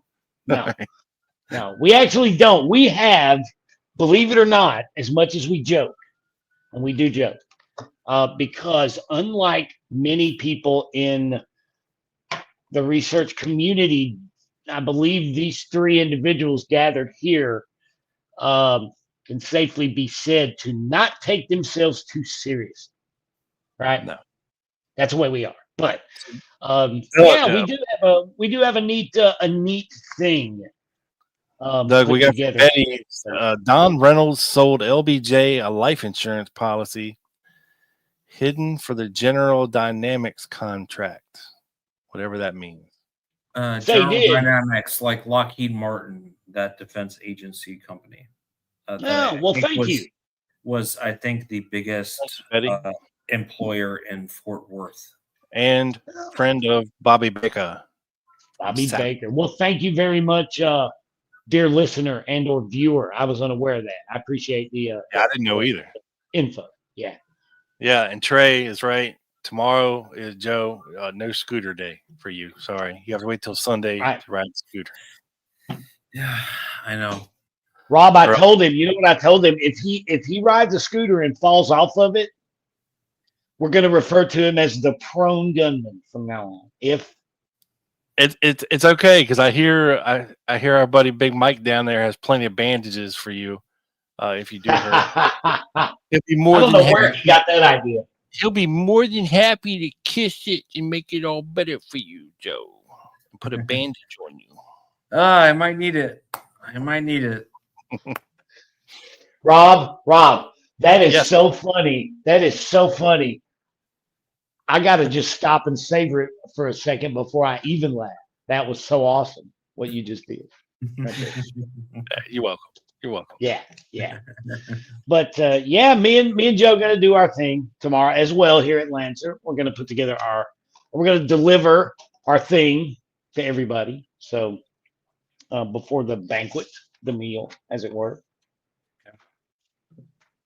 We're looking forward to it. Are y'all staying around, hanging around Sunday? Or I will be, Rob. Last year I had to leave early, and I missed some good stuff. I missed Michael Swanson's presentation last year, and regretted not sticking around for Sunday. So this year I'm planning on being here for the duration for Sunday. And let's look and see what we got going on Sunday. Excuse me, there. I didn't mean to do that, but. I'm drinking Pepsi. I apologize to all the viewers and or listeners. I'm sorry. I apologize. Dear Lord, forgive me. God bless the little starving children in Ethiopia. Amen. What was I speaking about here? Oh, Bill Simpich. Yes, I joked about his opening act, right? Being Spinal Tap, Joe and myself. But he is doing a presentation on how two Dallas journalists. We talked about that, didn't we? But yeah, he's kind of the headliner. Bill. If anybody can follow you two, it is Bill Simpich. Yeah, and I had to. I planned on. Me and Joe were talking about like the presentation that we're doing invokes Bill Simpich's state secret a little bit, right? Yeah. And when I say a little bit, I mean 3 times. So you know what I mean? The hypothesis in there. But it's sort of like what we're doing is sort of a jump off of. It's hard to explain, but expand. Exactly. But there's a point in there where I felt sort of compelled to go to Bill today and go, now look, man, we're not don't get me wrong. We're saying that this is just another, not that you're wrong. It's just that this thing here is another possibility, right? I wanted for him to be clear on that we're not just biting on his stuff and then saying he's wrong, right? What is that?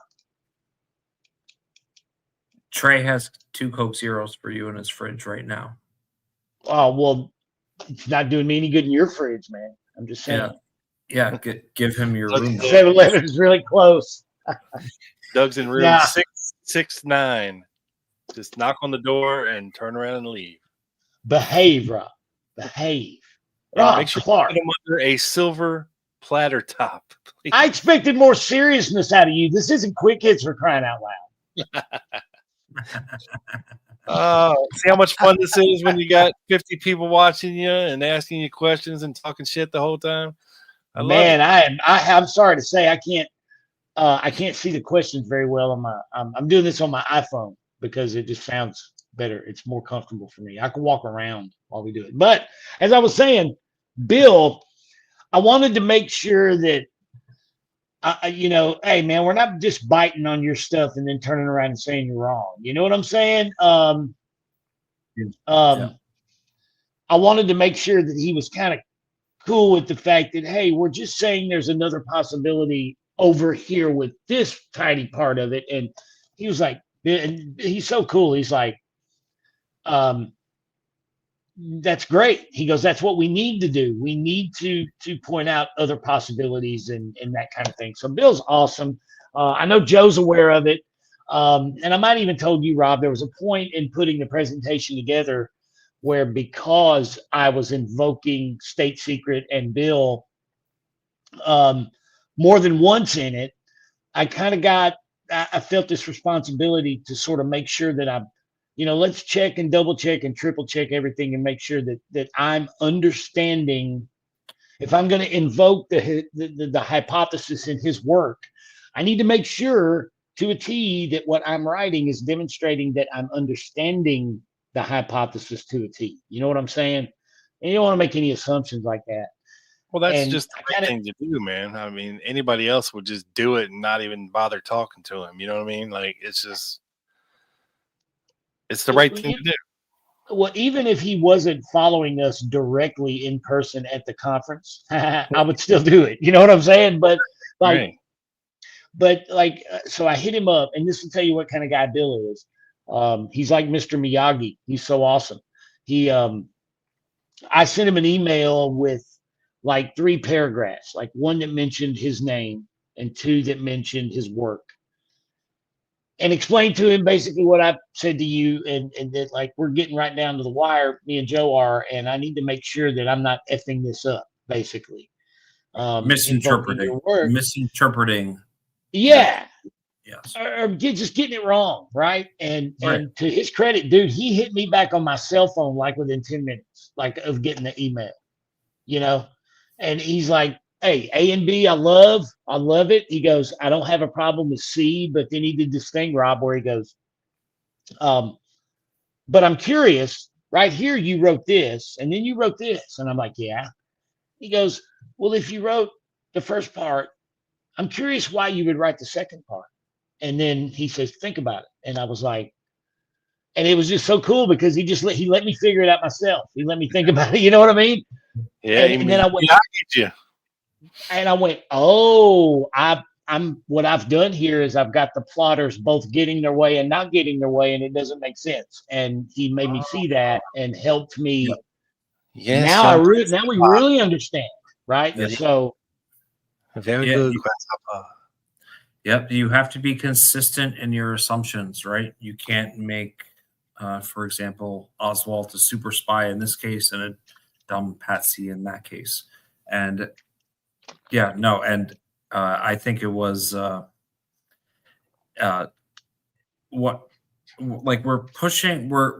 giving an alternate possibility to one of his theories, which we actually, Doug and I, both agree with. But I think the best researchers do this, and I think us 3 share that, and I think Larry and Bill Simpich do as well, to say, I thought this then because of this, but now I think this because of this, and admit that you've evolved somewhat in your thoughts. And we've, not to name names, there's too many people that because they wrote something, they have to die on that hill. And that's not how If they actual have a research garage is. full of books they haven't sold yet, they have to die on that hill. Yeah.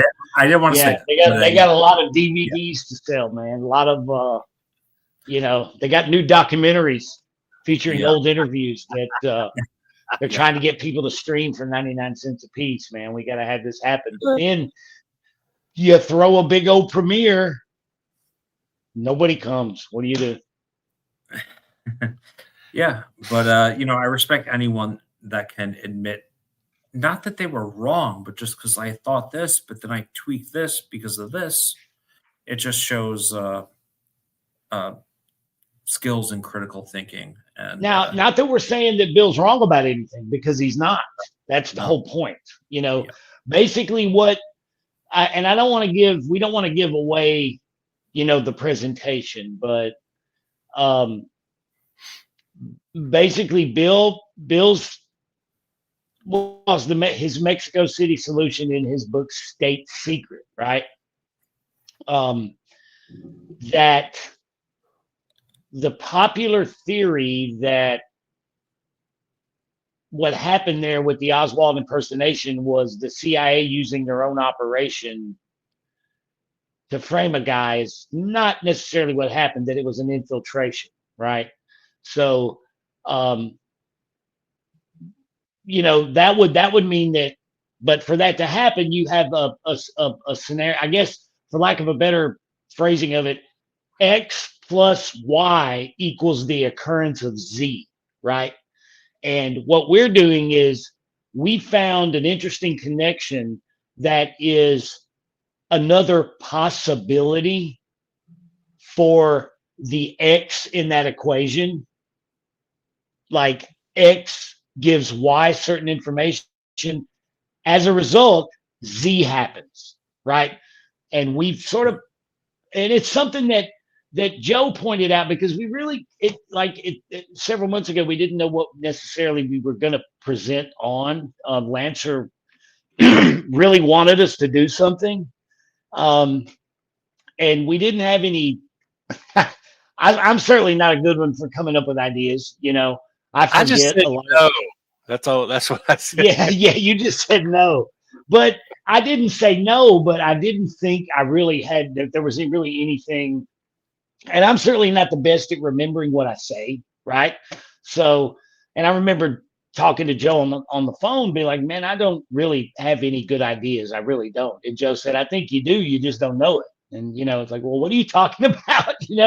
And he said, no, it's something that I first mentioned sort of in passing a few years ago on the Dallas action. And I think I've mentioned it in passing with you on Quick Hits, like, hey, but we cover so many things, right?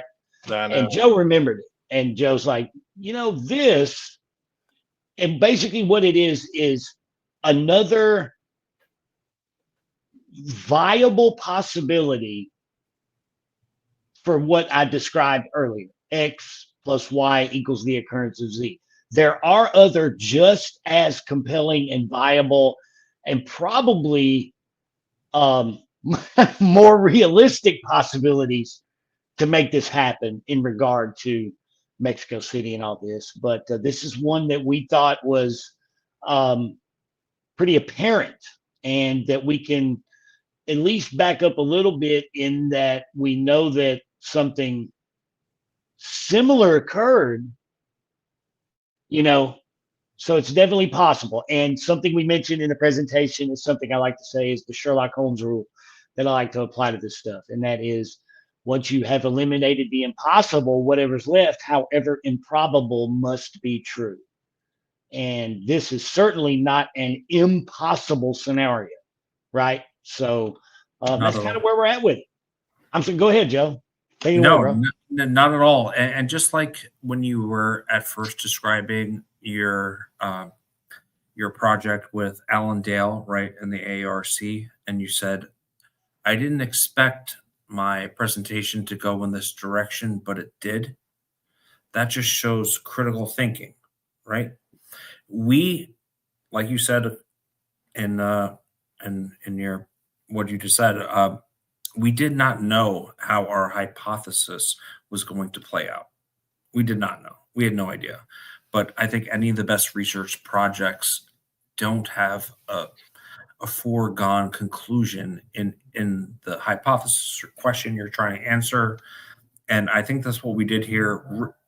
And we had to go back and we things that would have been more advantageous to our hypothesis, we had to go back and change in ways that wasn't beneficial to what we were our initial. Yeah, well, yeah, trimming the fat, like Yeah. that kind of thing, for sure.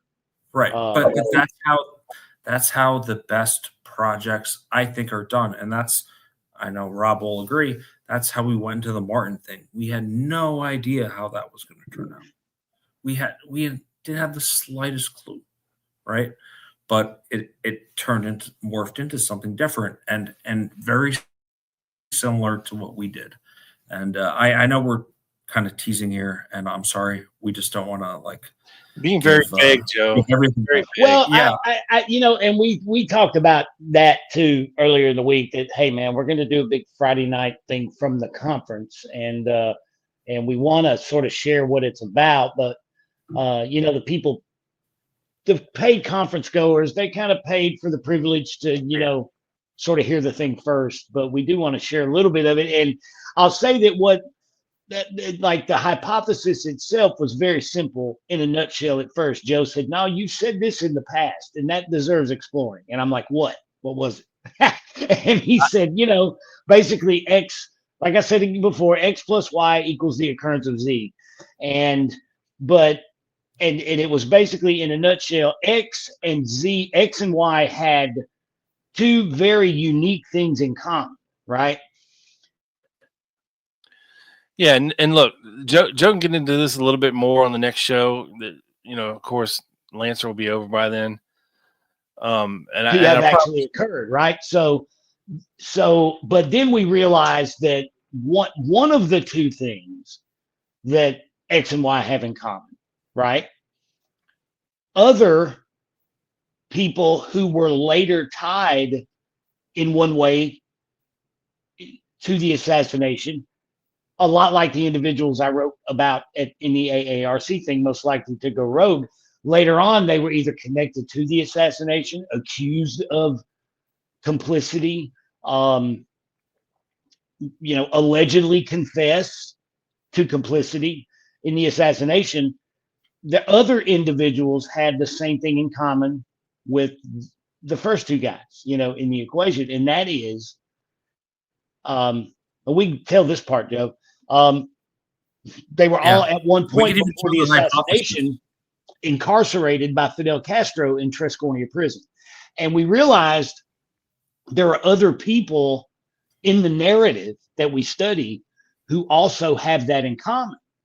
And two of them are Lauren Hall and Santo Trafficante. And the first part of our presentation is about those two guys. The first part is some recapping of some info on Lauren Hall, connections to the assassination that a lot of people might not know.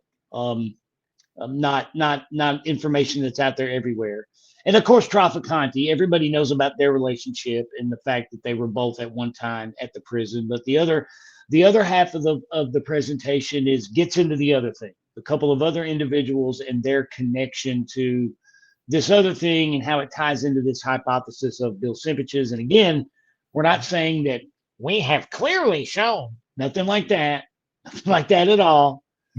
We haven't proven anything. We're not saying we believe unequivocally that this is what happened. It's just that, hey, here's another possibility, and it's possible because we know this about this. So you can read more about it next year in our book that will be coming out called Plausible Scenario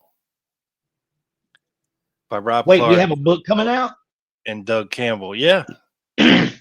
Wait, really? He's dropping the hammer. I mean, hey, Rob, don't threaten me with a good time. You want to collaborate on a book? Homie, I'll start writing shit right now. Dude, Yes, it's called Plausible Scenario. A play what on we'll Mark do. Twain's Plausible Denial. Right. Yeah. How we Yeah. like to come up with plausible scenarios.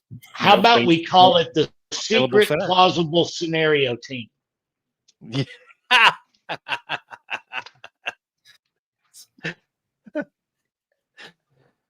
Oh Lord. Yeah. It'll just be a picture of Joe with a cape on with a scooter. The Plausible Secret Scenario Team. It'll be sold exclusively on proudy.org. Proudy.org. That's right. Lansdale.org. We'll come up with our own thing. Hey, but here's the thing. If we're going to do that, we all have to wear matching red pleated khaki shorts. Rob, we have to. We can. It's going to be the uniform. Shirt's optional though. No, absolutely not. So, absolutely not. But Joe, listen, you let me do all the talking and all that stuff about the thing tomorrow. This thing of ours. Yeah, the thing. Yeah. No, I think you said it perfectly. And we are, I'll give the hypothesis for people that have held on. Can I cut in real quick? Listeners listening, I've blown up my thing where I can read the comments. Just tell me whether or not what I just said made any damn sense at all. And then that's all I want to know. So go ahead, Joe. There you go. James Smith just said, "Oh, I get it. I see where Doug is going." And our hypothesis was, and for those that have been paying attention, NK might still be confused. I don't know, but Bill Simpich's Mexico City hypothesis is that what happened with Oswald showing up in Mexico City to get captured on the phone taps and all that was actually an outside infiltration of the Mexico City operations. It was not the CIA using their own operation to set up their own guy. It was the murder plotters finding out about the Mexico City top secret operations and using that to their advantage, and actually infiltrating the CIA operation. Or compromising. Yeah, compromising it on purpose, on purpose. And listen, what we're talking about, guys, is Bill Simpich's State Secret, which is my favorite book on the assassination of the last 15 years. You can go to the Mary Farrell Foundation website, free, type in State Secret. Yes. And the cool thing about it, every document, every paragraph of every document, there's a hyperlink. You can go right to the document, read it yourself. And that's where you'll find this.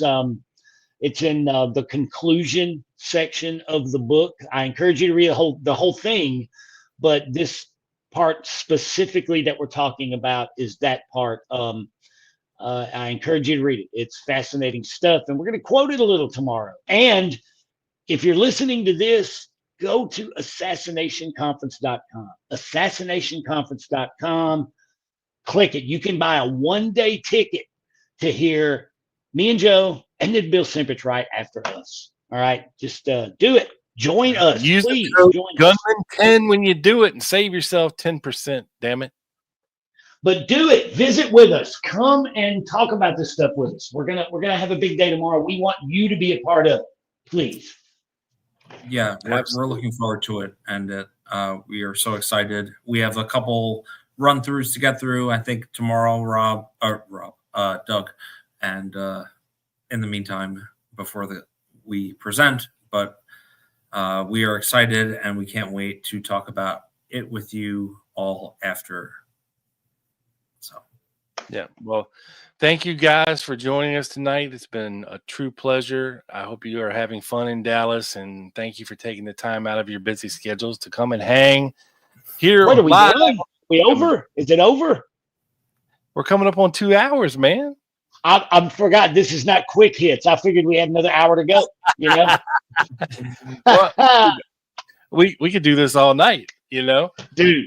Let me say this to the Lone Gunman listeners. Okay, I want you guys to know this, and this is not to say that I'm not having fun on here with Joey Scars as well.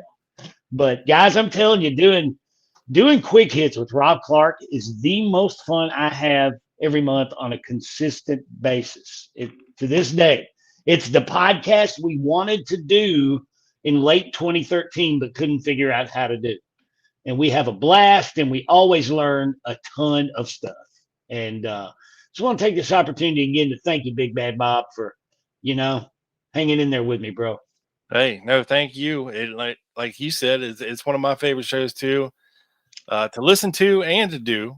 Of course, you always bring the fire, and we always have a blast, and people love it. They can't get enough of it, but we restrict them. We breastfeed them on the quick hits. We do. And hey, we were obviously, guys and listeners, we apologize. I know Joe does. We apologize for having to be a little vague on the presentation we're doing tomorrow, but we're talking about that connection, Trescornia Prison, and some other things. But maybe we'll get back together, maybe here, and get into it after the presentation. We can get into it more and give people more detail and get people's thoughts on our thoughts. Well, you're more than welcome to join us next Friday, Doug, if you want to. The invitation is always there, brother. Dude, let's see what's going on. Let's see what the old schedule has in store for me.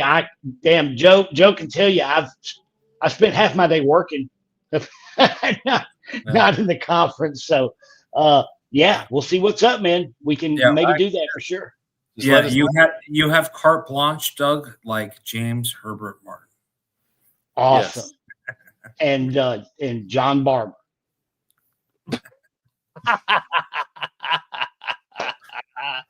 Those are tighty whities. Oh, screwy blueies. They're Superman color. We call those screwy blueies. It's the underwear that's fun to wear.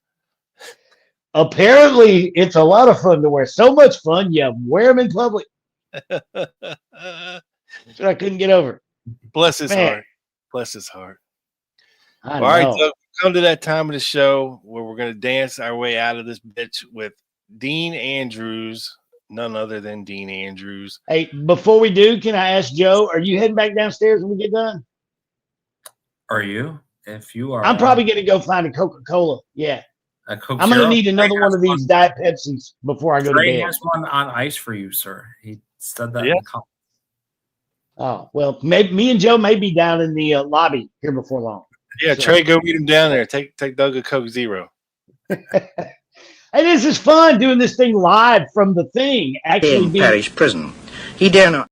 pretty awesome. Thank you, fellas. Thank you so much. Yeah, no, thank you, Doug. And thank you, Joe. And without further adieu, Croissant. Dino. In parish prison. He dare not talk for the record, but he said, "Come to Bourbon Street and I'll show you what I think of the case."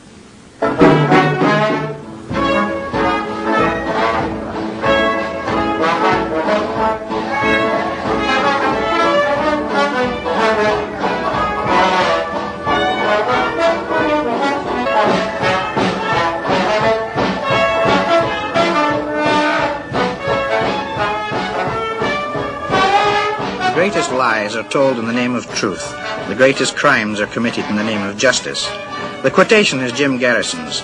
It could be used for him or against him in this strange case. Good night.